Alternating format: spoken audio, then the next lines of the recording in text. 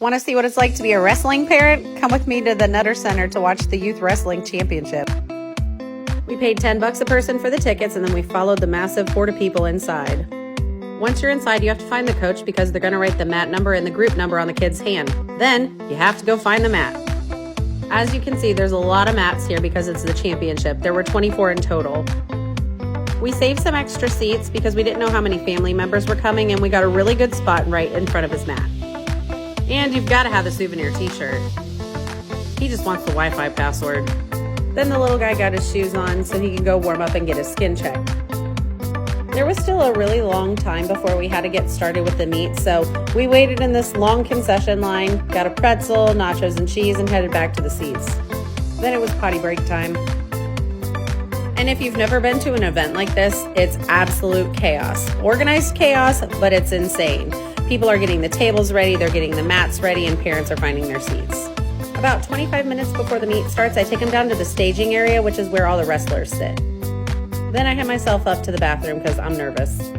I come back to the national anthem and it's time to go. My little guy was one of the first rounds to go, so I was pretty excited about that. They bring the kids around to the table and then they wrestle. I didn't actually record the wrestling match because I was too busy cheering, but once they're done, they raise their hand if they're the winner, and he won. And his favorite supporter came.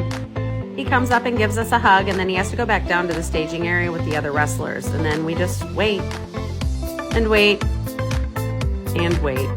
But there's really good people watching. This one just wanted his iPod the whole time. He could care less. Then he's back down on the floor again, ready for his next match. With all the downtime, you kind of get close to the people you sit around, so we sat here and we were cheering for this lady's kid. He was so adorable. My little guy had to win his third round in order to continue in the bracket.